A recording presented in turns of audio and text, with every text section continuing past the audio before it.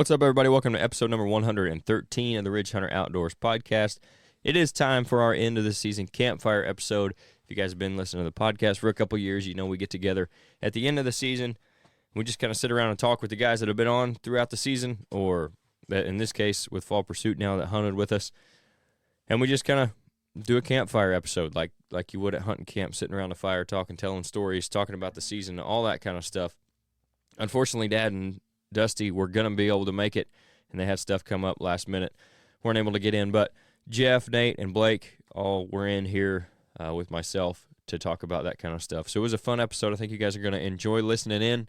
Before we get into it, though, don't forget about our partners for the podcast, one of those being Rodney Hawkins. If you guys are looking for your own piece of ground to manage and hunt, Rodney's the guy to talk to. Even if you've got a piece of ground that you want to get listed, maybe upgrade, maybe you're downsizing, whatever it is, he's still going to be the guy for you. He grew up hunting and fishing in Southern Illinois, and now he's putting that love for the outdoors into selling recreational properties as a land specialist with Midwest Farm and Land.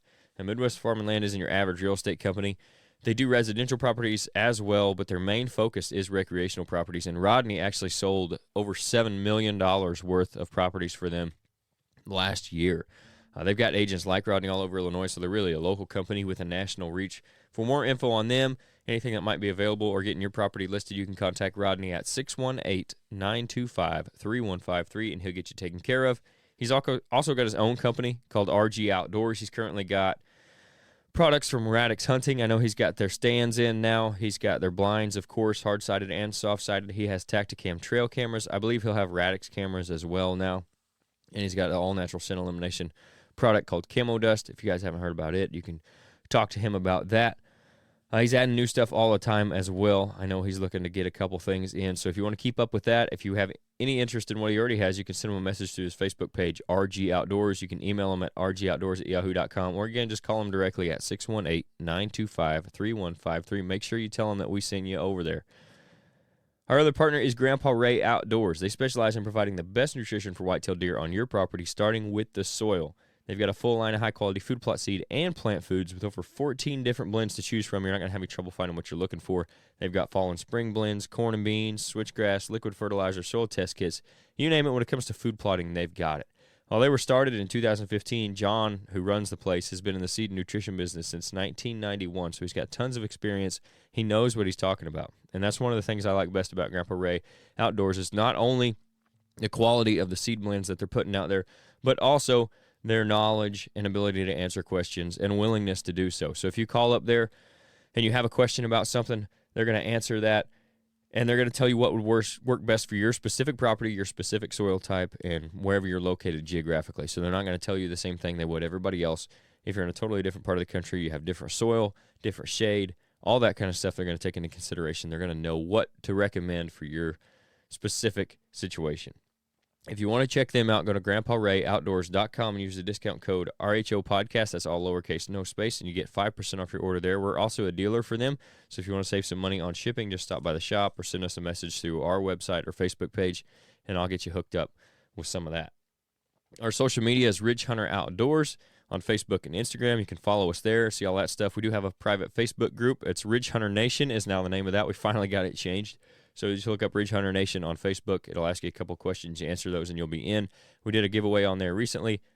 We'll probably do some more in the future, but that's just a place you guys can use as a regular hunting group. You can also have some input on the podcast. Tell us who you want to have on, ask questions to the guests that we have, or any questions you want us to answer on the show, you can ask them in there. Our website is ridgehunteroutdoors.com, where we have our apparel. We'll have some new stuff coming up soon, some fall pursuit stuff. We got some hats in the works as well, finally getting some of those back in. We also have our Clover blend, which I'm going to have back in stock soon because it's getting close to frost seeding time, and our all-natural scents are on there as well. They will be out of stock soon, so if you want some of those, you better hurry up and grab them, and then they won't be back in stock until next season. That's part of the being fresh thing. So if you do want any of that stuff, use the discount code RHOPOD. That's all caps, no space. You get 10% off of everything in your cart on our website. The podcast is also on the website too, so you can check it out there. If you're not listening on the website, though, if you're on Apple Podcasts or Spotify or anywhere else that lets you do so, make sure you follow us. subscribe, whatever it is. Leave us a review. Leave us a rating. That helps us out. Same thing on YouTube. If you guys like, comment on the videos. That helps us there, too. Subscribe to the channel, of course, and that's where you're going to find the Fall Pursuit Show. We had 10 episodes out this year. We're going to have more content coming up this spring and throughout the summer, throughout the off-season. We'll maybe do some turkey hunts this spring, and then we'll have, of course, our traditional videos that we started with as far as food plotting stuff, property management, things like that. So that's all on our YouTube channel. It's Ridgehunteroutdoors. So with all that said, let's get into the end of the season campfire episode. It's number 113.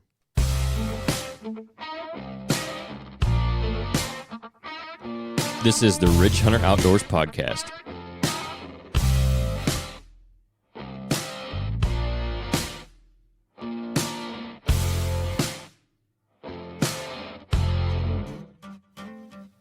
All right, we got most of the team back in the studio tonight. We got Jeff back in for the first time in what he claims is 50 episodes, which I think is a slight exaggeration. I don't know. It's been a minute or two. It's been a minute. Blake and Nate both back in here as well. Dad just had to leave for a fire, so we're going to have the whole crew on for the end of the season campfire episode, which I guess he's bringing the fire part. Whoa. Yeah, he is. And we're camping. So we just fried some fish up and kind of talking about the year, I suppose, but yeah, it's been a good one. You haven't been on in the longest, so I don't even remember. What wasn't the last one we would have talked about? Probably when you and Dad were still going. It was back in before October. Before you guys went. It was back in October, I think. Yeah, probably. It's been a while. Did you get to hunt any in November? Yeah, I did actually. Mm-hmm. You want me to expand? You want to expound on that? Or? It sounds like you're not going to. That was an open-ended question. That was a good job asking the question. Yeah. Let's see. It was after the first shotgun season. Oh, so it was later It was, in November. a friend of mine from Florida, the one that's got cancer. Oh, yeah. She come up and she come up for Thanksgiving and stuff, and she wanted to tag along, and so I let her, and we went and got her an apprentice hunting license. Yep. That way she could tag along and Mm-hmm. and stuff, and so we went out and we was hunting every morning. We'd hunt, till 8 o'clock and of a morning, and then I'd have to dump her off and come up to the shop and work and stuff. But her grandparents was wanting a deer, and so we was hunting on their ground, and I shot them a young buck, and she got to experience that and got to experience in the hunting part of it and stuff, and she literally fell in love with it. Mm-hmm. She was more excited about going than I was, and because I was working from 8 till whatever time of the night. Yeah. And so, but yeah, we got to go, and I that was the highlight of my season, actually. I mean, I'm not going to complain about it one bit. Just that was her first time ever deer hunting. Mm-hmm. She's 40-some years old. I'm not going to give her exact birthday in case she's Right. listening, but she's 40-some years old. She grew up around here, and then she moved off, and she'd never been deer hunting before in her life. And so this was the first time she'd ever got to go and experience being out in the woods, sitting in a deer stand and seeing what it was all about. And she was, just to see it through her eyes, see the excitement and the wonder and everything in her eyes. I mean, it just, I don't know, it lit something in me. I was more blessed by hunting with her than if I'd killed a 200-inch buck on my own. Mm-hmm. Yeah. It was just, I just loved it. So now she's like she's going to save her money. She said, as soon as I get the money, I'm sending it to you and have you get me a crossbow just like yours, and she's going to save up for her deer permits and everything. So she's already planning on coming down in October, and Yeah. we're going to hunt. She says she's going to take off October till December. So Yeah. Yeah, this Man. old man ain't gonna get no sleep from October till December. It sounds like. Right. Unless you kill one in October. Yeah, well, you know how that works out for me. It don't. So, Yeah. Right. but no, I was really excited about that. That was. Now, you say that, but you got the first kill on camera in October this year I did, but on a doe. on a doe, and that was fun, exciting for me. Which I get excited about killing does because me and does have histories. And so, Right. I'd rather kill a doe than a buck anytime. Just out of spite. Just because. That's one less that's gonna blow at me. That's right. So You'll never have a chance to blow again. Yeah, and so I got a doe this October and stuff, and you was there with me, and we had a good hunt. Actually, it was a really good hunt. Yeah. And Hell of a walk in there.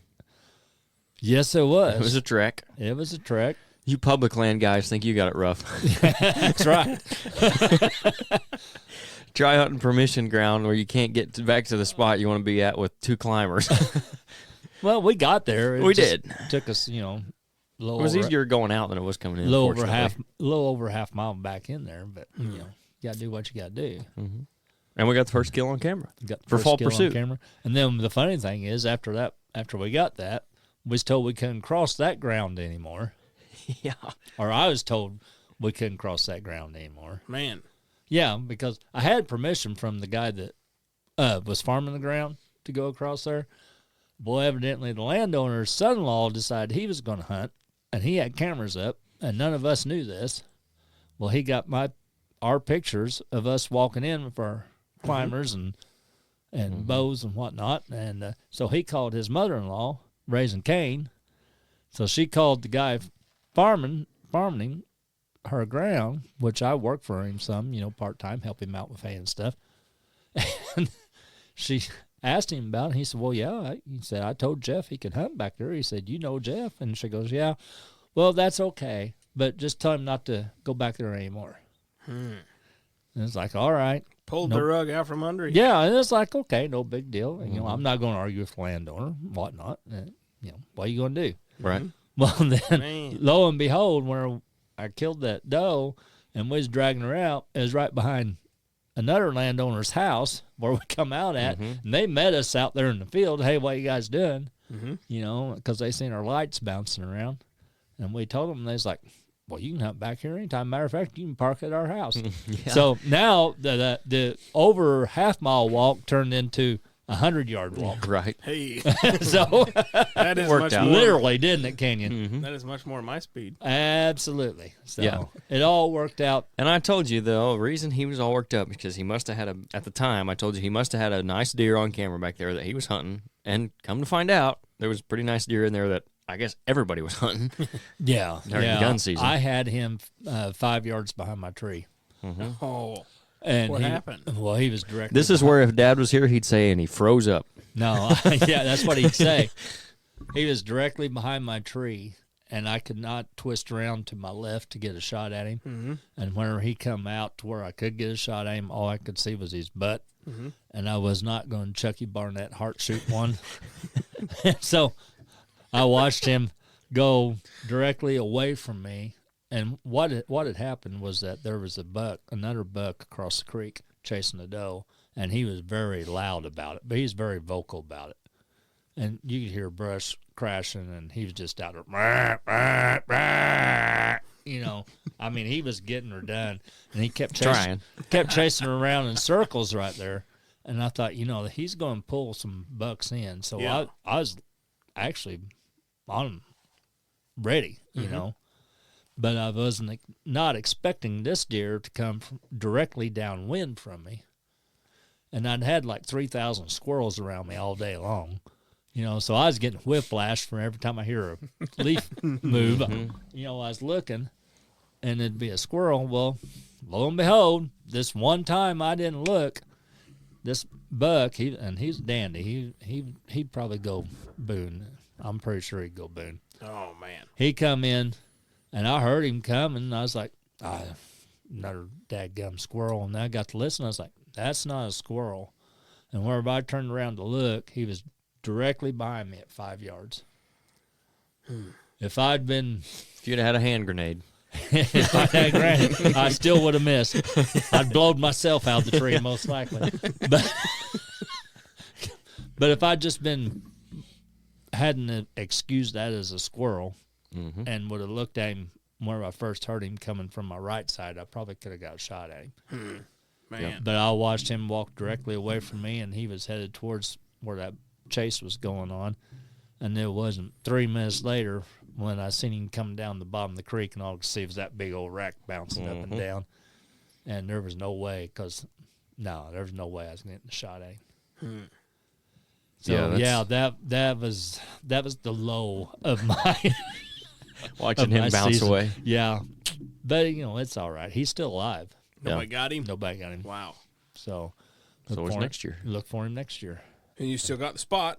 I still got the spot. Closer walking distance, too, even. Yep. I've even secured it with a couple of rows of deer sausage. So, There you go. The peace offering. You got to know how to right. take care of them landowners. That's right. Money ain't everything. Yeah. So The property down south didn't end up being too fruitful this year, did it? No. Seen some deer there early this year.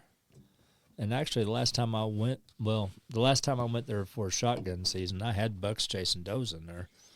But they was hot lapping around trees and everything else, and I couldn't get one to stop to save my life. I mean, they was just getting after it. And that was probably the week before shotgun season. And now this is where you come with hunting next to public ground. After I got done hunting that day, I thought, I'm going to go get my camera and pull it out because I know gun season's coming.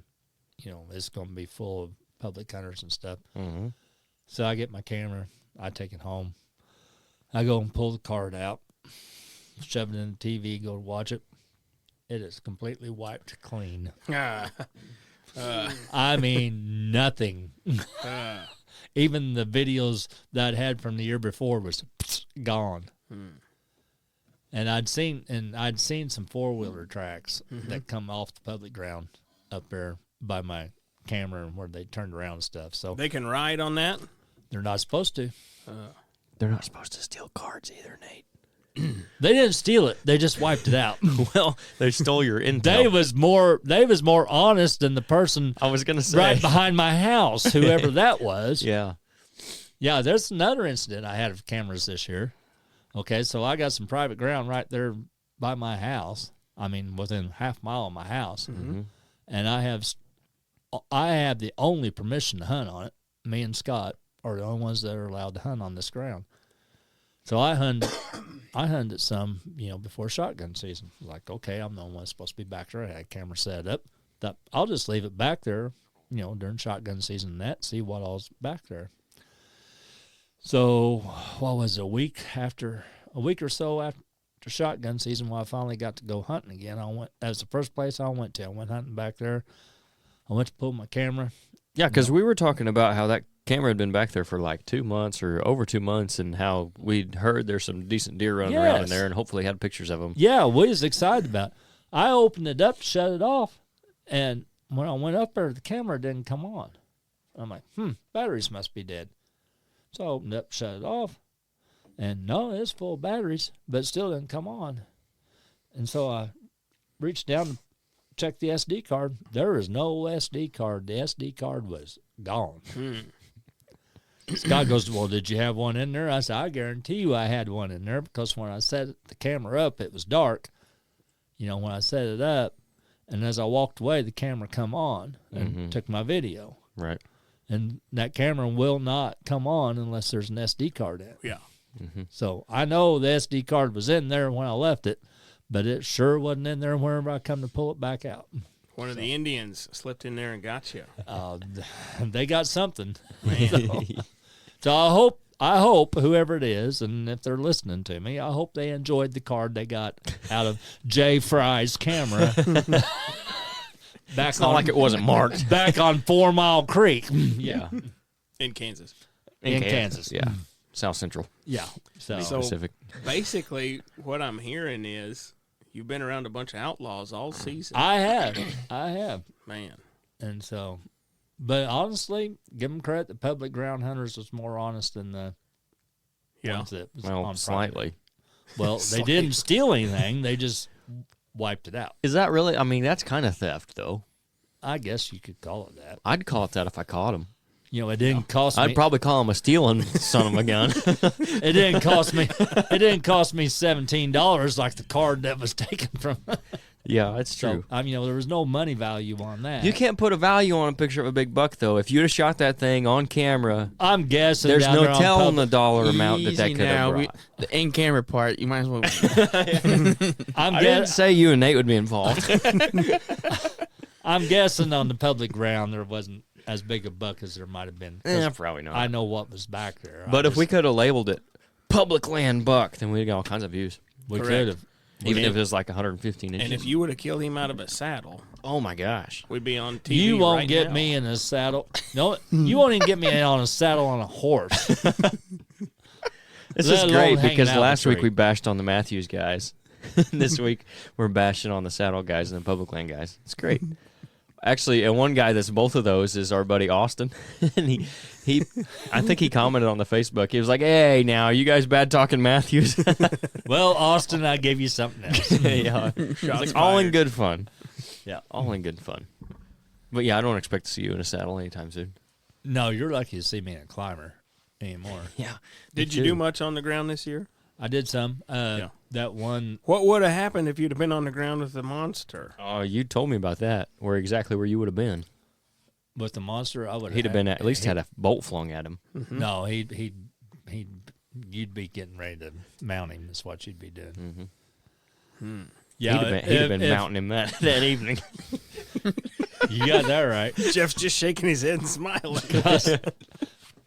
If I'd been hunting on the ground, there was a tree that had been naturally blown down, but it still had all the leaves. So it wasn't a dead tree. It still had enough system to it that it was able to leaf out. It was just blowed over. You know, Natural hinge cut. That's what I was getting ready to say. that's what I was trying to say. It wasn't a hinge cut. It was a natural blowdown. Yeah, still living. Still living.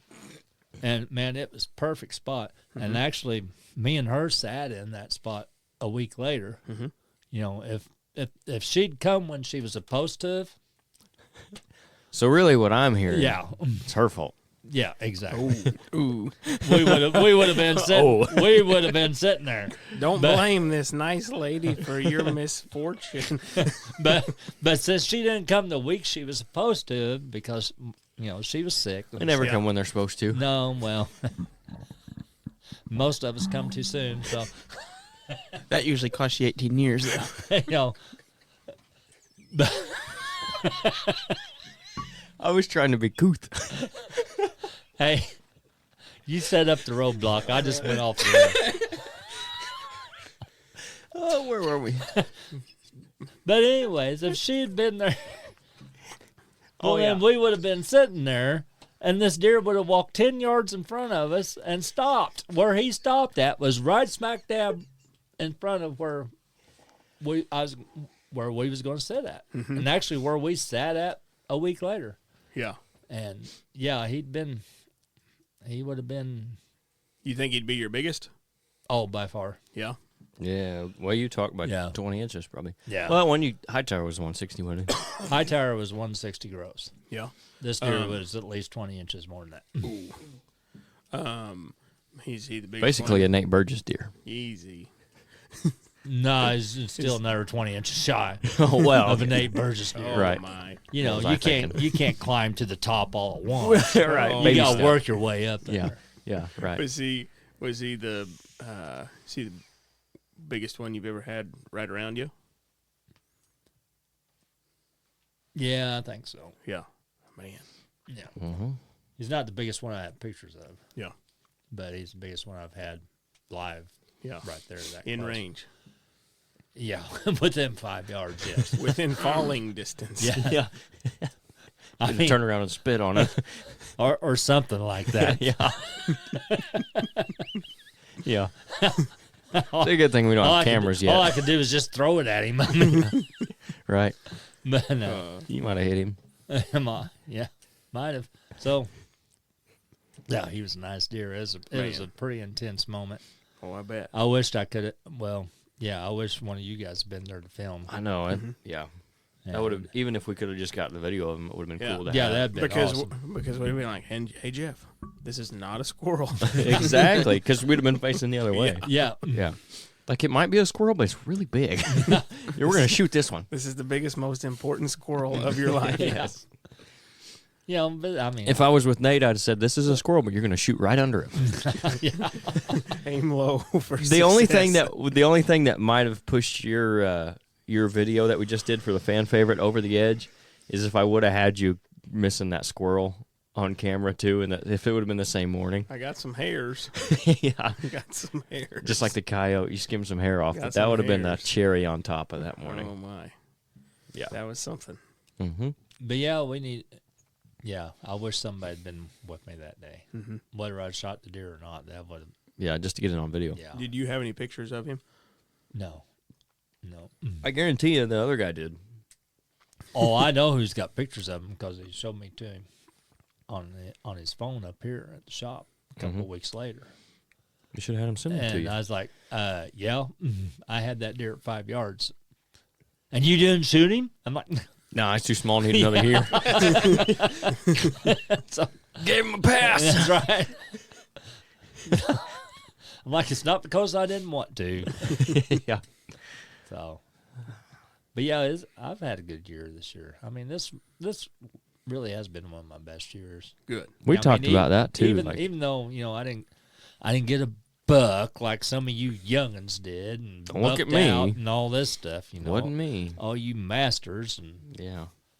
the old man still had fun out there. And That's what I said. Even though I didn't kill anything, I got to hunt with everybody in this room. Me and Dad got to hunt a little bit. I Yeah. got to hunt over with Dusty a few times. So it was yep, you and I got to hunt together. And, one of the best years I've had, especially without killing a deer. I mean, I killed a doe, but without killing a buck. I mean, it was. oh, I killed a dog. Something.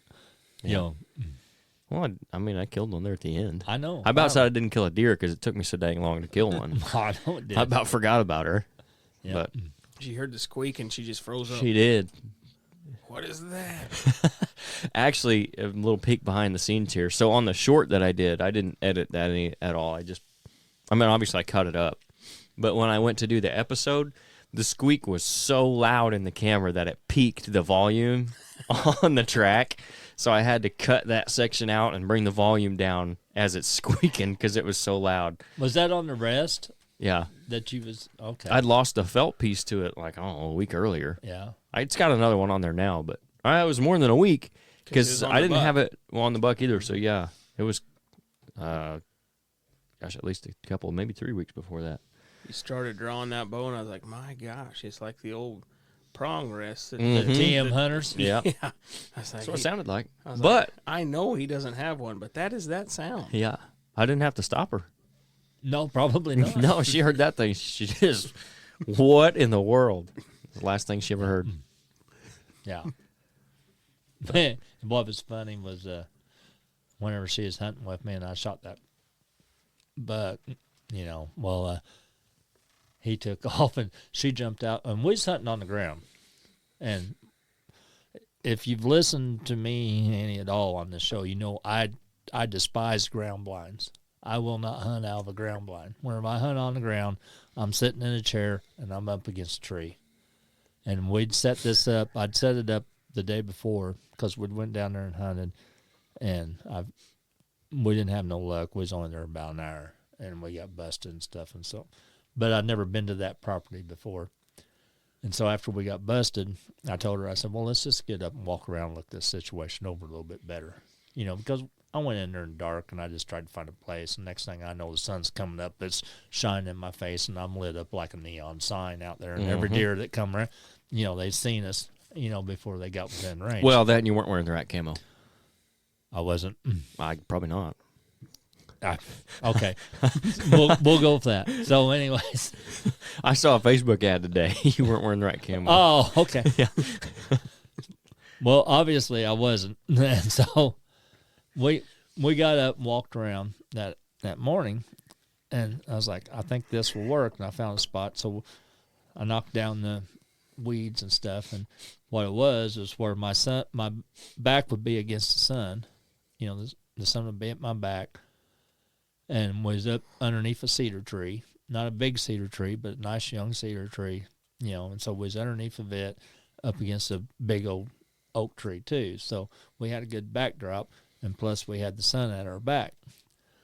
Well, this buck, we seen him coming from the south, and he followed the fence row around, and he was coming our way, and then he went into the woods, and I was like, oh man, you know, and she's like, oh, we ain't gonna get a shot at him.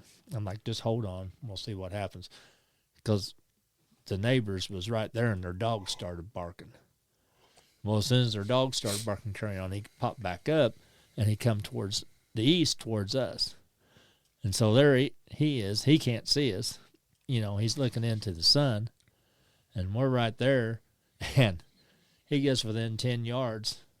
We're sitting on the ground, and no ground blind, just sitting in chairs underneath a cedar tree, up against an oak tree, and put it on him. Just kebabbed his butt. Yeah. The opposite of the old Chucky Barnett. That's right. Shot. You know, shot him right below, right under the neck, right between the shoulder blades. Mm-hmm. He ran about 30 yards, fell over.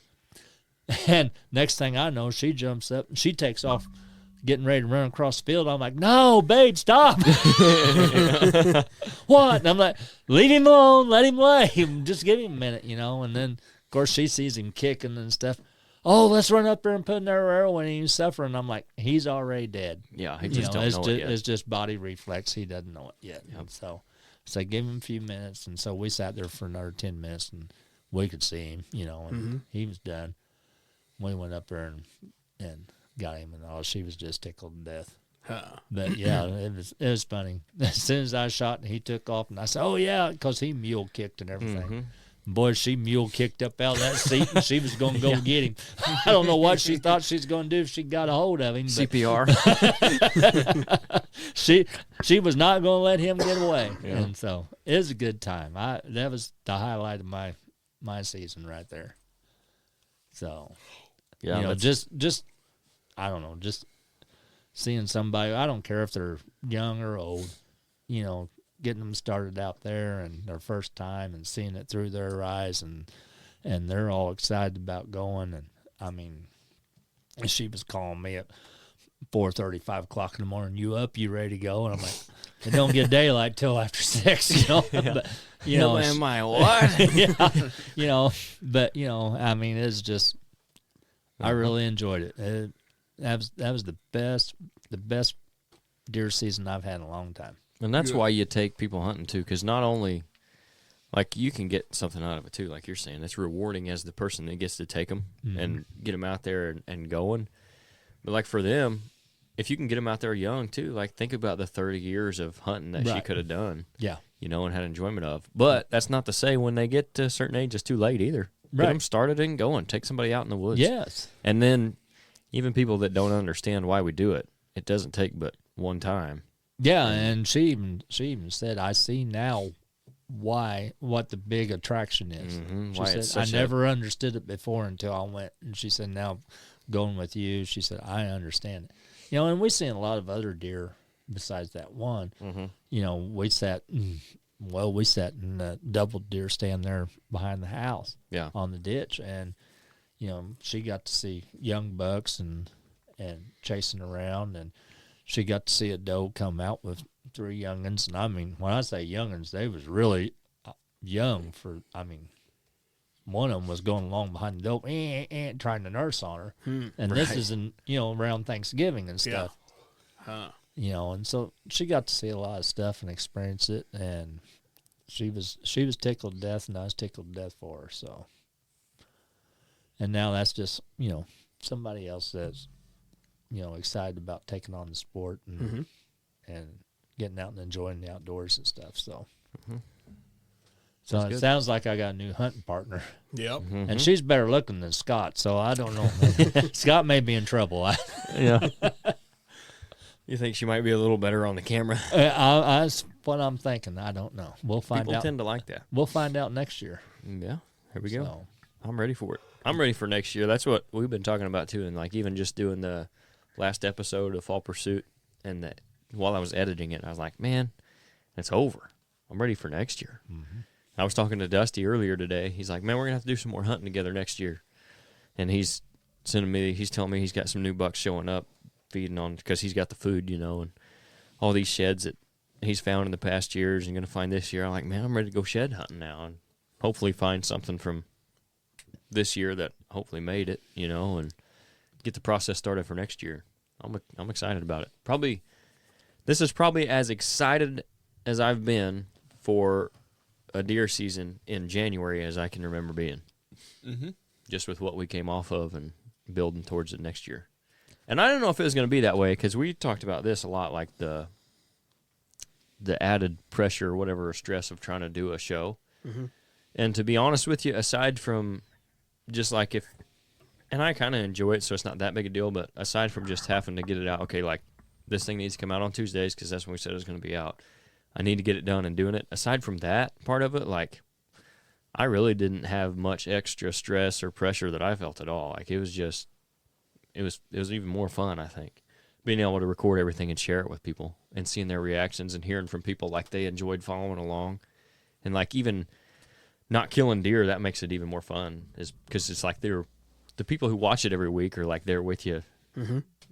And that's what's cool about doing it. I think semi-live too, is people get to follow your season. Mm-hmm. I don't know how many conversations I had with people this year about like the show, and like they knew what we've been seeing, and like they could talk about, oh hey, that deer you got on camera or whatever, and it's kind of cool. Mm-hmm. That's different, which I hadn't experienced that aspect of it before. I'd talked to some guys up here at the shop, during shotgun season and stuff. And, of course, they seen your sign up here, mm-hmm. and they was asking about and stuff. And I'd just tell them, I said, look, guys, this isn't pre-filmed from the year before, and we're putting out the highlights. This is week to week, real hunting. Mm-hmm. You're going to see more of us not seeing a thing mm-hmm. than you are of us killing something. Mm-hmm. And it's like, that's what we like to see. It's not. That's more relatable, I think. It's more relatable, yeah. More realistic to them. And, like, I get, even some of the hunting we do is probably not as relatable to some people, or maybe it's not their thing to watch. Like, some of the stuff we do is probably not as big of a draw to somebody who's just hunting public ground and is the saddle hunter or whatever. But, like, I think they can still understand where we're coming from, and like you are seeing every week that more weeks than not, we're not killing deer. Right. Or we're not. And that's, 6 of us filming? Mm-hmm. And then Dusty's kids, too. So you add those two on, which, the 2 times they were on, obviously they were killing deer. That's why, they... Well, they had on game farms. Yeah. Yeah. The rest of it's the real world, Dusty's got a game farm going on, so he has the advantage on all of us. Yeah. But I think we do have this is something that I told some guys we talked to at the ATA even. We have a good mix, I think, of mm-hmm. hunting styles. Like you take a look at Dusty, he's hunting the most managed ground of all of us, and he's a testament to what you can do with good management, right? And like if you have him and his group of people that hunt, they have the same mindset and control over the ground where they can have a really good management program, which we all should try to do, even if you're hunting 10 acres, And then you've got kind of the rest of us who all kind of fall somewhere in between there, permission ground, small private properties, even, like your farm there around home.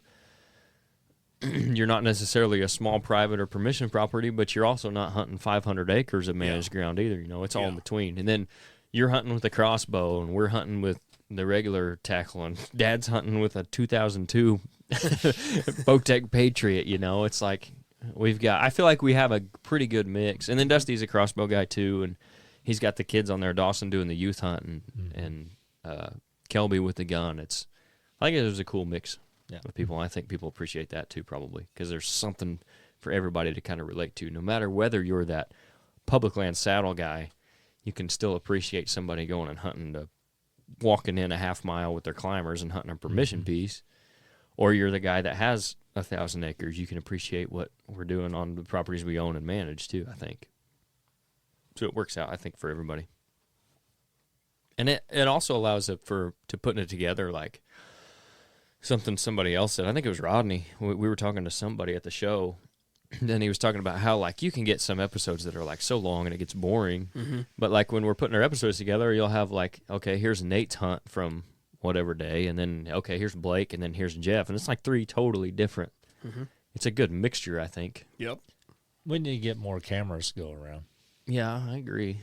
You know, the cameras was in use whenever, you know, we was hunting and I killed that young buck. You know, that would have made good footage. Right. But you know, the cameras was in use. I wasn't able to get a hold of one, so Mm-hmm. you know, I mean, that's just part of it. That's where I've talked to people, and this is another, I guess, peek behind the curtain is like, when we're talking to potential guys to partner with, like, I think we're at a spot where once we get the partners and get people on board, it'll make it even that much better. You know what I mean? And that's even like to the people listening, like, if you like what we're doing and you want to see more and better, like, go support our partners, because then that shows them that we're bringing them some value. And then that helps them because we can give more value to the people. So, like, we can get more cameras or different equipment that'll make it better and have even more content and stuff like that. None of that stuff's cheap. No, it's No, not. I'm just a poor old white boy. I can't go out and Tell me about it. afford a $2,000 camera just to No. video deer. You know? Right. No. But that's where, like, again, partners come in and having good ones, and that's not to say we're getting paid a ton of money doing this. I promise we're not. I ain't seen none of it. No, I really haven't seen it. From the podcast and the show, like, anything that it makes goes back into it, because that's what I want to do. I want to make it better off the money that it's making. So, but I think as we move along, we can bring more people on board, then it'll be even better. Yeah. And even somewhere down the road too, like we got 6 guys filming right now. You know, there's potential. Maybe we can bring some other guys on. We've talked about some different people who potentially we could hunt with, and guys that we respect and know, and that would be good too. And that's going to be more equipment we got to have and stuff like that. Right. So, but all that stuff goes into making a better show, I think. And I think for the first year I feel like we did an okay job, but I learned a lot of stuff, even putting it together, editing and filming and all that. And really, I mean, you filmed for Nate some back in the day. I did a little bit of filming myself. I don't know if you ever did any filming. No. Probably never. just slightly less than I did, because I didn't do much, right? And then you had the most experience out of anybody filming and putting shows together. So for that, I don't think Dusty's ever done a whole bunch of it.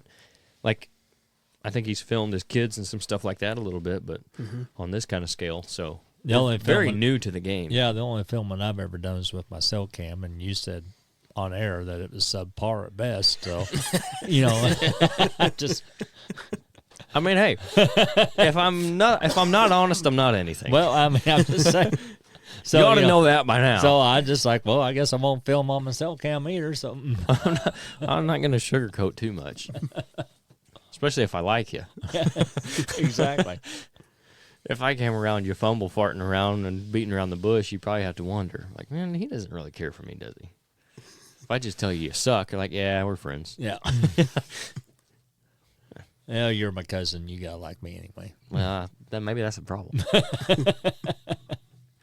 Well, anyway, we it was good to get to your favorite moments of the year, because we did the last episode of the year, the first episode of the year, we talked about kind of ours from the past season. But we also got to do the fan favorite moments from Fall Pursuit. That was a collusion. And before Jeff gets on his soapbox, I want to say that, oh, yeah, you missed this earlier. We kind of got the rundown a little bit earlier, so he had this one on deck. He's just been waiting for this I've been opportunity. waiting. But before he gets into that, I do appreciate everybody that voted, because it was awesome, the interaction that we had with everybody and the engagement. We had all kinds of people voting. The Wood Clan showed Except up in for my droves. friends and family. We'll get there. But I thought it would be fun to put together a little, like, bracket tournament, and just of the moments. I didn't mean for it to be like Jeff against Dusty, although that's how some people have taken it, evidently. But I thought it would be fun for the people to get Doe against a 12-point buck. I mean, you know, 12, 8, whatever. whatever. It had horns, and mine didn't. Okay. So, Which one are you going to go with? I mean, I'll leave that one alone. Collusion. Yeah. So before we get into that, thanks everybody that voted. That was a lot of fun, even just to see what people thought and to see the engagement from it. I thought was cool too, because I didn't know what to expect. Like, okay, we're gonna have 5 people to vote on this, or we're gonna get like 30, 35 people voting every time, which is I thought was pretty cool. 5 voted for me. Yeah. So basically, And I had to text them to get them to do it. that's a poor run campaign, is all I can tell you. Sound like a Democrat over there. How much money did you offer them? You gotta offer them money. You gotta know. You gotta offer them money. Was those Summer people sausage. dead? Summer sausage. Yeah. Yeah. So what I did was, and I sent it to you guys or showed it to you guys up here, was I basically seeded everything out, and and my thought process was, okay, Here we go. it was weighted on kind of what I thought, He's going to validate himself for this. what I thought was best, and then also like what I thought people would think was the best. So like Blake's reaction, I really liked it. I've heard people say that they really liked it, right? Like I've heard people that watched it. So I thought, okay, that's an easy number 1 seed. And then Kelby's was like one of my favorites from the year, because she had like the buck fever, and she's shaking and everything. And I thought that's an easy number 2, because again, I've heard people, say that. And then I kind of went down from there, and why your doe ended up getting put at number 7, which I thought was probably fitting. Yeah, it wasn't that great. But it was a cool, like, if you knew. If people knew I shot it in the head. Exactly. Boom. Yeah. So, but yours got replaced by mine because, Yours sorry. Mine got replaced by yours, because I was going to put the buck I shot in there, because, like, the whole lead up in the moment was cool, but at the same time, I didn't kill it, so I thought, it's not really should be a fan favorite, probably, since we didn't find the deer. So I took it out, put your doe in. Anyway, that's how I came with that. The autofocus buck, I thought we needed a potential Cinderella, so I put it at number 8. And then Dusty's buck was the only one we killed with a bow on camera. In focus. Barely. So I thought and it was in the corner. It's like in the very right-hand bottom corner. But it was in the corner of the screen, so I thought, okay, that's a number 4 or a number 5, right? And then I thought, okay, There she is. Jeff's. It's Uncle Jeff, so there's Stan Potts. So Tribute to Stan Potts, the great American deer hunter. So some people like Jeff. He has a niche. Evidently only a niche 5. following. And there she is, and it was our first kill on camera, and we got it. And I thought those 2, both kills on camera, 4 and 5, like they fall in the middle. And when you bracket a tournament, 1 versus 8, 4 versus 5, and that's just how it fell. That wasn't doe versus buck. Never even crossed my mind, because it wasn't this guy versus this guy. It was just the moment. And the Wood family made a strong showing. They did. The whole freaking army come out. And the other part of this, I know every one of them. I'm friends with every one of them. But let me tell you something. Might not be after this little rant. Blood is thicker than water. And they proved it over this deal. and I knew that of all the people that I put in this, Jeff would be the only one to whine about it if he didn't win. I'm not whining. It's just okay. Let me tell you this. Exactly. Okay. The first thing that comes out when he posts it, he said in the comments, Jeff, it wouldn't let me tag you. But I tagged you in that comment, which is the same okay, thing. so my friends and family had no idea what was going on. They should have. You were tagged. Nope. And so Jeff, it wouldn't let me tag you. And then he puts me up against Dusty's. I can't help it that you're stuck up and you got your Facebook on private or something where I can't tag you on the Ridge Hunter page. He's got Dusty's 20-point buck, against my little. Now he's 20 points. He's growing. Against my Dusty's little. going to appreciate this. Yeah. It's like, I got a booner. Against my little 90-pound doe, so. He could at least talked up the doe and made her like Exactly. 150 pounder. I would think that if a guy was going to be fair, it would be a doe against a doe, and then you work your way up to a doe against buck. Yeah, so. However, my thinking doesn't follow the logic of my little cousin over here. So, Had I known there were going to be 2 doe kills in it from the start, maybe I would have put them together. But you think? I Because still you would've already. In this day and age, there's not even doe Are you sure they were competitions does? and buck competitions. They all just kind of run together. And Don't that's- start that with me. And- That's the other thing. in Did you ask swimming- your doe if she was a doe? Exactly. I didn't know. She acted like a doe and looked You're like over she here- was a doe. Uh-huh. making assumptions? You're over here assigning genders to these I deer. absolutely am. and acting like that's important. It absolutely is. So anyway, Jeff's got beat out in the first round. He's butthurt about it, if you guys couldn't tell. And I knew he'd be the only one to say anything about it, which is fine because I expected it. You know, you get what you know. Exactly. So, but I thought you were a solid number 4. You were in that's top 4 seeding. That's pretty solid. I gave you a lot of credit. I was number 4. Yeah. I doubt that very much. How many How many applicants was in there? 4? 8. Blake was number 1. Kelby was number 2. Number 3 would have been who was number 3? Nate Dawson. Dawson, yeah. Dawson was number 3 because I thought youth hunt. It is a buck. As if that matters, Jeff. A kill on film. It was on camera. It was his first deer that he killed. Thought that's a solid 3 seed. I was number 4 in the seeding. in the votes or the seating. The seeding. And then you landed But I number was 4. last in the votes. No, I don't think so. Yeah. I think my doe. I think your doe up against Kelby was the last in the vote. That wasn't a fair matchup, but I had to do something better than my buck that we didn't find. And I liked that one. And your reaction was really good. Had I put the stink bug in there on your hat, maybe it would have made it even better. That's another behind the scenes that people don't know about. If my cameraman I didn't even notice it.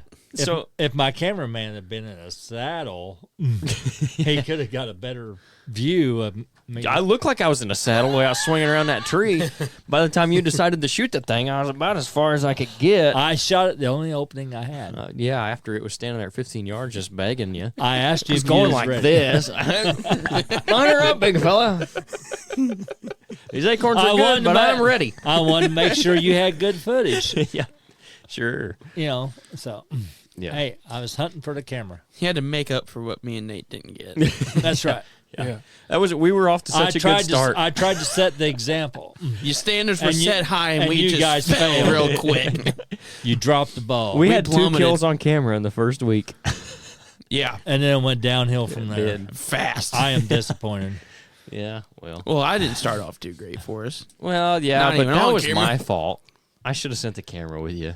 That was my fault. Because I knew you had a good chance of killing that thing that day. And I was like, When the wind was blowing 70 mile an hour? no, that was the Oh, second okay. one. We're talking about opening day. Oh, okay. Day. Yeah. The one I cut my finger off. Wounded hunter scent. That would have been a good one. Yep. But, oh well. We see we have room for improvement. We didn't set the bar too high in the first year. No, it's pretty low, man. Anyway, But I had another it still thought. was good. I thought so. I mean, Yeah, really. the fans that stayed and watched are true fans. We That's can right. say it. I thought You guys are the real MVPs. That's right. I had another thought on the fan vote, and I lost it after Jeff's rant. Yeah, he sent us down a tangent. Here he went down a tangent. I know. Oh well. It was cool to see the people. If you've been around engaged. me long enough, you know that's what I do. I get It's off pretty on entertaining. tangents. Yeah. Hopefully, everybody that got to see it enjoyed voting on that too. I thought it'd be fun. On Blake's opening day buck, the Snapchats were fantastic. Oh yeah. Like, he's showing his finger, and it's cut bad, and he's got blood all in his beard from where he's been sucking on it, trying to get it to quit bleeding. You bled way more than that deer did for the first 40 yards. It stunk up in that tree, and it wasn't from sweat; it was from blood. Just, there's an iron Smelled smell like going on up blood. there. Uh-huh. There's blood on your shirt. My backpack. He's filming down the tree, and there's drops of blood on the tree up there. And the whole time he's just like, this deer's never going to come in. There's not a chance. Those are the times it happens. Just like when we got up in the tree the morning I shot my buck, and we got up there and we had the camera arm, we got it all set up, and then you pulled the camera out and you said, "Oh, dude, do you have the quick attach for this?" I was like, nope, we had the wrong one on it. Really? Yeah, you don't remember that? Hey, that reminds me, I need mine back. It's in his camera bag. He took it home. I think it's in my truck right now. Yep. Okay. But we had, it was either yours, I think it was yours, from your tree arm. Because you freehanded that, but we had the I really? arm. Yeah, you did. You can see it in the GoPro. And that's what happens when I shoot and the camera jumps real big as he's running off. You were directly behind me, so after I shot, my elbow hit the camera. Oh, And really? it bumped it. You can hear it. It took me a minute. I had to watch the GoPro and see what happened, but you heading out? All right. Just for a second. I'll be back. Okay. Well, go ahead. We'll come back. I just don't want to hear the squeaking. I don't want you yelling at me about the squeaking in the door. That's fine. I'll just mark this. We'll just leave it. You guys don't care that are listening. Jeff's got to step out and go talk on the phone or, I don't know, puff his e-cigarette or something. Anyway, yeah, the jumping of the camera was my arm hitting. I saw it on the GoPro, and I don't remember hitting you at all, like in that moment. I guess I don't even remember freehanding it, really. Seriously? But yeah, you can see it in the GoPro. But yeah, we got up in the tree, and I said, well, you know, this is when it's going to happen. That. Yeah. But we had the conversation, though, because had you been on the arm, there's no way where he was at you would have been able to get that shot, I don't think. Unlikely. Same thing the morning we went. I could have got your buck on camera, but we would have had it on the wrong side of the tree, and I'd have had to do a lot of moving around with a lot of deer around. What side did you have it on the tree when you was in with him? I didn't. I took the shoulder rig that morning. But see, when I hunted him in that tree, I had it on the north side, so it'd have been perfect. Yeah, I think I would have had it on the food plot side. Yeah. Because there wasn't a good spot for it to put on this food plot side. Yeah, unless I saw the same thing. But in my mind, I would have wanted it over there because that's where I would have thought they were going to come. Mm-hmm. Which that one deer did, the goofy buck. Mm-hmm. But anyway, yeah, you were freehanding that, but my point being, we forgot that, and that happened. That was the morning that it ended up happening. Yep. And I think I'd have to look at the pictures, but the night you killed your buck, and I had that one stop behind me at like 20 yards and never make it to me. I think that might have been the evening that I forgot the quick attach for my camera and had the string tied around it. You remember that Snapchat? Mm-hmm. It worked. That's always. I don't know if that is always. I don't know if it's as bad as taking a tripod and a tree stand. Well, Man. that wasn't even workable. You couldn't even MacGyver that one. I could at least MacGyver a tree arm in a blind. See, that's a pretty good idea. That works. I would rather have a tree arm in a blind than a tripod most of the time. I hunted with a guy that had homemade blinds, and he had, back then, we was all using them muddy arms, you know, and what they have, probably 3/4 inch or maybe 1 inch post on those things that slid into that, the bracket, you know. Mm-hmm. Yeah, it was a half-inch rod. You remember that big post, you know? Yeah. He had, I think, two 2x4 screwed together to make a 4x4. And he had those all along his shooting windows in his blinds, and he had the right size hole drilled on the corners. And he just set the arm in whichever one he wanted. You know, he'd slide around in there, and that seemed to work pretty good. Yeah. The thing I don't like about the tripod in the blind is I can never get it to where I can see out of everything I want to see out of, which is, and a blind and a camera is really a two-person job. For sure. Unless you have it just set up where, like, you know it's going to be out of this window. Like, you got to have it so far over so you can see out of both of them, and then your angles are never quite right. And it's tough. Yeah. But that's part of self-filming. That's why I don't like self-filming as much. Yep. And it's more fun when somebody else gets to go with you. Oh yeah. Most of the time. Man, if I'd have had my tree arm, the morning I shot that 6x5, sitting there in gun season, you know, the footage I would have had. I mean, every deer in the country was in there on us that morning. Like I said, there was 4 bucks, 3.5 and older, you know, out there. And Yep. I don't know, 15 does, 20 does. I think I saw 10 bucks total. Right. You know. That was the best morning you had by far. Oh, there was there was deer everywhere. I mean, between Absolutely that one and the everywhere. time you guys went out there to the cattle lot, and you had that split buck, you guys saw a lot of deer that day, didn't you? Where he snuck through, and you didn't get a shot at him. Oh yeah, yeah. When we went over there, You guys saw a bunch of deer that time, didn't you? yeah, we saw a bunch over there. The dog day. Not the same. Oh. Not the same number of bucks, probably. Yeah. Oh, that wasn't a cattle lot. Yeah. The dogs when they come running through, that was we had a couple of good sits over there. Someone needs to go coyote hunting over there. Oh, Boy, them dogs, they screwed the pooch that morning. Those dogs did. Uh-huh. But yeah, boy, there was a bunch of deer over there too. Yeah, I don't know if the zoom on those cannons would have been good enough to get your first shot. He was But you could have been you might have been able to see that there was a deer out there somewhere. standing in the middle of that field. Mhm. Yeah. Mm-hmm. You dang gun hunters. Yep. I mean, I sat there and looked at him forever, and I thought, you know what? You came here to shoot him. I came here to shoot. Didn't even take his long range gun. That's what drives me. I know. And at this point, I don't even know why I didn't. I mean, I don't know. I really like that 220. Yeah. But yeah, I have no idea why I didn't take that 350. Oh, hey, that reminds me too, because I have failed to mention this on the past couple. The big buck contest. Mm-hmm. Congrats to Tommy Lewis because he won first place. Cat won. Yep. And then Chris Herman came in second place. So congrats to those guys. And to everybody else that killed deer, and thanks for entering. I'll get the T-shirts sent out soon. They are finally printed, so I'll get those sent out soon. But, yeah, he won. He won the 350 Legend up there. Well, it's up there at Mel's. He said he went and did the paperwork. I don't know if he's got it yet. But anyway, first prize, he won that. That's what reminded me of it. And then Chris is getting his deer mounted for free. Mm-hmm. So congrats to those guys. Not as big a deer this year as normal. Which I can't remember if we talked about that yet. Because Nate didn't enter. Well, basically, yeah. The last year, the winner was like 160, or right at it, right close to it. And the second place was 150s. And then the year before, the winner was 178. That was the year you won. Mm-hmm.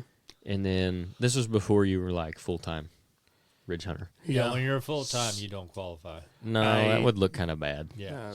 Yes. So that year, yours was Yeah, 178. that'd have probably been a fan unfavorite. Yes. And then second place that year was 172. Yeah. And I think third place might have been high 40s. Mm-hmm. But this year, winner was 147 and some change. So, Mm-hmm. But the more people that come into the shop that I talk to or hear talking, picking up deer, and the more people I talk to about it, is this year was just not as good a year for the big deer. Mm-hmm. You know what I mean? And you really, you need to have a big doe contest too. a big doe contest. Yeah. Good. That would be a lot harder to. That might get Nate to shoot a doe. Nothing's going to do that. Let's be honest. That would be a lot harder to manage as far as like if somebody shoots a buck and it's 125 inches, but they send in the score that's 150. I'm like, yeah, okay, I'm going to measure that one. If they send in a doe and it's 150 pounds, they say it's 150, but really it's 140 or 135. Like, that's hard. I mean, we could do a nose measurement, I guess. We could shoot the longest go. snoot. I'd win that one. Yeah. I got some You up got there. some up there that are. I mean, they got 18-inch snouts on. They look like anteaters. They got to be 15 years old. Yeah, probably. If you'd shoot them, they wouldn't live that long. They look like a mule standing out there in the woods. But anyway, that reminded me of the 350 thing. Mm-hmm. But that 220 is a straight shooting gun. Obviously. Clearly, it did okay. It drops pretty good, though, doesn't it? There Yeah. is a significant arc at certain distances. You got the job done. It sure did. You got him. Seriously, that second shot, when he was, he actually run a little closer, and that second shot, I put it on him, because I thought, I know exactly how far he is there, and I put it right where I wanted it, and boom, and it hit him so hard. I mean, I've never heard a bullet hit something like that, I mean, it was awesome. Yeah. I replay that in my head a lot. Yeah. Hit him that second one, and he just pretty well got down, and then pushed about 20 yards, getting off that path there. Oh, that was a heck of a sound. I wish I had that on video. Right. I really do. Maybe we can. You're not going to be at Iowa now because you got a wedding or something like that. But Yeah. if we do end up taking a trailer, maybe we can take the Funky 8 so people can see him. Mm-hmm. Take him in there into the. When are you getting high tower back? What's your guys' turnaround? Do you got a high tower too? It's high rise. High If you rise, screw sorry. the I was name gonna up. say, Because he has a high tower. I'm sorry. I have a high tower. Yeah. Probably be April, turkey season. This will be after. Yeah. All right. Well, maybe we could take the Funky 8 up there anyway. Mm-hmm. Then next year when you get to go, you can take the. What are we calling this one? 6x5. The 6x5, yeah. Mhm. We don't have anything big enough to go compared to them. No, I sure don't. I'm not taking that rinky-dink thing out there. These things All will look, busted up. these things will look small in Iowa. Your Funky 8 won't look It'll small fit in. Iowa. He'll be like middle of the road at 178. He won't look small. Put me in the kids' class. High rise would look like a 135-inch deer. Up Yeah, there. which is depressing. And he's like man, when you pick his head up in that video, he looks really good. Yeah. His frame's He monstrous. looks really good. It's just there's no Well, tine length. As you can tell by the name, he comes up off of his head. Yeah, I can't remember what his measurements were, Mm-hmm. but it wasn't a tine over 8 inches. I mean, Oh. they're 8s. Not incredibly tall. No. Which was another story seemed like this year. A lot of guys, not a lot of tall tine deer, but the buck that Dusty's uncle shot, 160s, I think. If you remember him showing Oh, pictures of Yeah. Yeah. that mainframe 8. Yeah. I think that's where 160s. we thought he'd be, right? Yeah, just a giant 8-pointer. Yeah. I was hoping he'd be on to talk about that tonight, but he ended up getting sick. He was going to come in. I forget. I might have mentioned that earlier, but we're going to have the whole crew.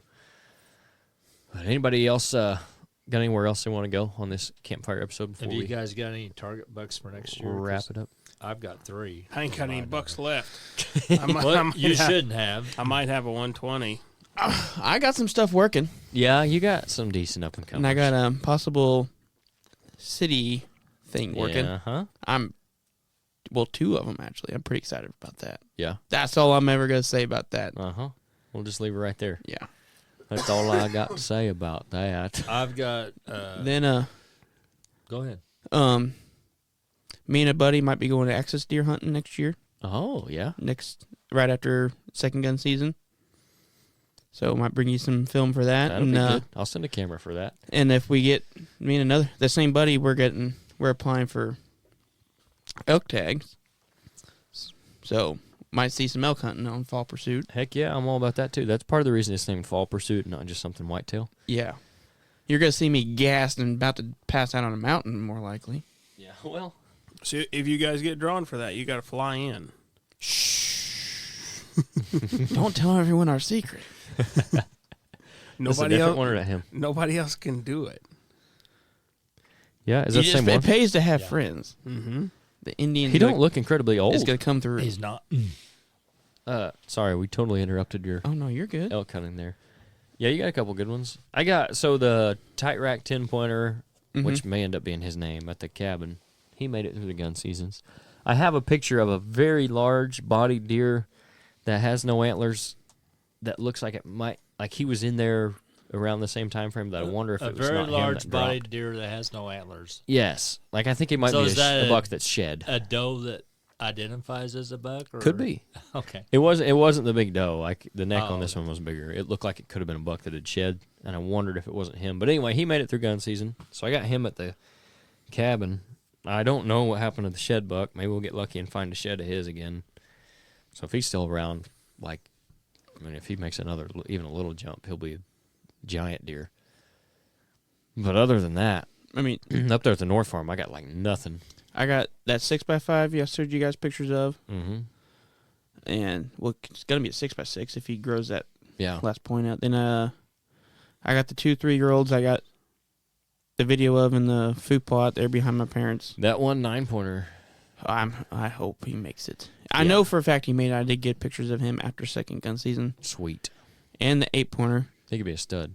Both of them could be. The 8-pointer's a giant bodied deer. Yeah, and he's only 3. Everyone's like, "Oh, that deer's mature." I got pictures to prove it. He was the fattest 2-year-old you'll ever see. Yeah. I And- thought when I saw him on camera he was older than that. No, he was But 3. yeah, It's crazy. Yep. Um. That's why having pictures is so important when it comes to aging deer. Mm-hmm. Like you can be the best person ever at aging them on the hoof, but if you got pictures, it just trumps that because some of them are different. Mm-hmm. So I got some in that big buck I was after early season. Mm-hmm. He made it. Yeah. So I did get pictures of him finally again. He would disappear you for like a see- month. Yeah. So So you he's a got- 160-inch deer. Oh, I remember this one. Yeah, he's got, That's the one. and he's not incredibly old either. Doesn't look like. Again, like we just got done talking about, he does have a little sway in his back, but his front end doesn't look real old. He's cool buck though. Hammering. Yeah. That's- So I've got that tight 10 at the cabin, the 6-pointer, The 7, I think he was probably 4 years old. The 6-pointer, I think, was probably 3. There was another one that might be a 6 or 8 that I think was 4. I didn't have anything except the shed buck anywhere this year on camera consistently that I thought was over 4.5. Mm-hmm. So, like, there was some up at the North Farm early that if they show back up next year, they might be nice deer. What's all that going to be next year? Corn? Yeah, so that's my saving grace there. It'll be better even late season next year. That funnel that you guys hunted and Nate shot his buck out of, I got pictures of a lot of nice deer through that there. Nate shot his buck out of, and we only saw one deer when we went. Yeah. Yeah. Typical. Mm-hmm. Some guys have all the luck. If I would have had another buck tag, like Some guys have all the luck and not all the brains.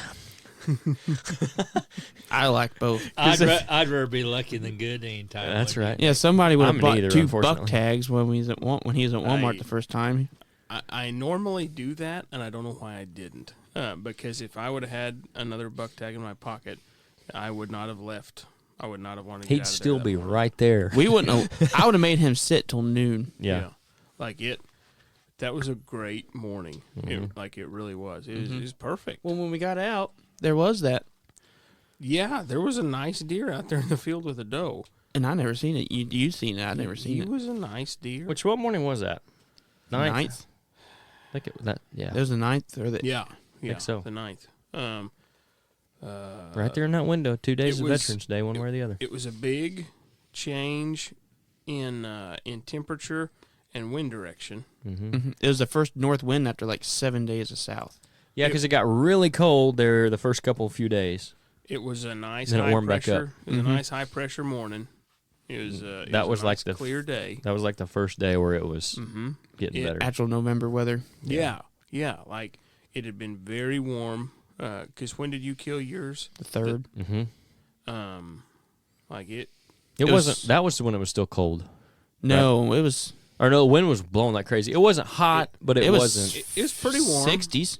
It was 'Cause pretty- I remember and that very night. Windy. Yeah, it was 60s and wind. I remember that night it being kind of chilly. Really? 40s. Yeah, when we were standing out there looking at it, I was not warm. Mm-hmm. But highest in the 60s, it could have been in the 40s at night with the wind blowing. That's going Yeah. to be kind of chilly. Yeah, the morning I killed mine was like the first morning you're like feeling excited out there. Mhm. You know. With the day that I shot mine, the day that you missed the 6x5, it was like Back 30s hot. in the morning and then 70 in the daytime. Mm-hmm. Yeah. Because I actually might have said that on the video, but because it was like I was bundled up that morning. We were bundled up both mornings, really. What day did I miss him? Was it the day before first gun season 16th. opened? Okay. Yeah. Yeah, it was like the 16th. Yeah. Because mine was the 15th, Yeah. and then yours was the 16th, day before. Yeah, because I would have been 2 Thursdays in a row. Yep. If I'd have killed him. Mm-hmm. And yours was the day before. Yes. Yeah.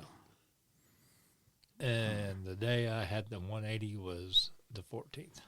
Mm-hmm. See, right there, that little window for where we're at, I think is generally. Mm-hmm. And I shot both those deer last year, 13th. One was 13th, one was 17th or 12th and 17th, something like that. Yeah. That was a rough week. It sure was. Like heartbreaking. Yeah. You ain't a kidding. Heartbreaking. Yeah. Well, shoot. Yeah. Last year's and this Yeah. past year's. Because you had yours that could have had. Nate missed his. I shot that one, didn't find Which it. he's, like I said, he's still alive. Yeah. I'm pretty sure I know where he's going to be at next year. Mm-hmm. So, I got him on my hit list. I've got some pretty decent bucks on my target buck list for this year. Yeah. This coming up season. You just tell me when I need to be there. Well, you better have He's a camera in mercenary. hand is all I can tell you. Nate the But- mercenary. But no, I tried to play mercenary with Dusty, and I couldn't even do that. I got that one, and then I showed you pictures of that double Mhm. main beam, Mm-hmm. and which I've always wanted to kill a drop tine, but a double main beam's at the top of my list. That'd be cool, That'd too. be Yeah. neat. Now, I know where there's one at, Mm-hmm. Mm-hmm. and he's still alive, too, because, we got pictures of him where that one side with the double main beams was broke off. Yeah. And so we know he's still alive. Mm-hmm. And so, and then I got another one there around the house. You know, he's a nice deer. He's going to be an excellent deer this year. Mm-hmm. So I got 3 right off the top of my head. Yeah, the thing about the house is it's so tough. I mean, where you're talking, where you got the double set hung, and then where your camera got or your card got stolen are a little easier. But like they're right at the house, it's so tough to catch them. You just got to be right place, right time. You got to be right there when they're there. Yeah, and that's where the cell camera comes in handy. Yeah, I've only got one cell camera right now, and I've got right there at the house. And man, I can pretty well pattern that buck with that cell camera, or I could this fall, you know. And so he was nice this fall. I would like to have shot him. I didn't have a setup like I was wanting, so I just stayed away from it and let him be. And I was hoping he'd hang out there during shotgun season, and he did. You know, he was right there, and he stayed there, and he was just about there during the whole gun season. You know, and then he kind of drifted in and out, and then I got a couple pictures of him there towards the end of bow season, so I know he's still alive and good, and he was still looking healthy and everything. So, and he knows now. I'm pretty sure he's figured out that's a safe place for him to be. Right. So maybe next October, surprise. Yeah, it's not gonna be Shazam. As Gomer Pyle would say, surprise, surprise, surprise. So, but yeah, you know, I'm going to hang. Well, I've already ordered some Radix stands and stuff, so we're going to hang up some double ladder stands and get things ready for next year. I'm excited about next year. Really, This is the first year I really actually got some goals for the upcoming season. Well, I remember even last year it was, I don't know, August, September, you're like, man, I don't even know if I'm excited about this season. Yeah. So like this is, yeah. Well, I think that season, this past season done it for me too, which I'm always excited about deer season, but just like. Yeah, at January, I'm usually over deer for a while. Yeah. But no, I'm already excited for, like you said, next year. I'm like, let's go. Let's get ready. Yeah. Yeah. No, and I'll be honest, I could have hunted some here at the last of the season. And me and your dad was talking, and was like, I don't care if I see another dead deer, Right. you know, until October or not. Right. You know, if I shoot a deer, it just means we're going to have to skin it. We're going to have to cut it up. We're going to have to mess with this stupid thing. But you're really good at it. I may be, but I really don't care if I see No, another we're one. mediocre. We've just done a bunch of them. That's right. We've done an average job on a lot of them. Yeah. So, you know, it's just, don't take away the one thing I got. Okay. Yeah. But no, you know, it's just like, if you live that lifestyle like I have for me and Scott has for the last 10 years, 20 years, 30 years, whatever, you know, when it gets to be the end of the season, you just don't care. Normally, by second week of December, I'm done. Yeah. But then, like, this year would have been, after I killed that doe especially, until Dusty invited me to come out and hunt. And I'm like, yeah, I mean, I get to go hunt with him, which is, like, he was the last one of everybody on Fall Pursuit that I didn't get to hunt with, so that was cool. But, like, if it had not have been for him having me out, because he had some bucks that were mature deer that they hadn't killed, that not like giants, but, like, I'd have been tickled to death to shoot them, and he wanted them shot, basically. Yeah. So I went out with him, but, like, most of the time, by the second week of December, if I don't have anything going or nothing on camera, I'm, like, pack it in. Yeah, and like this year would have been the same way because I didn't have anything really. I didn't either. All my deer herded up and they've moved off. They've moved off away from where I was hunting at. You know, I know where they're at, but you know I can't hunt that property, so you know, right there it is. So what's the point in going sitting in an empty stand and knowing that you're not going to see anything? Yeah, but squirrels and maybe get a shot at a coyote. That's it. Yeah, and so yeah.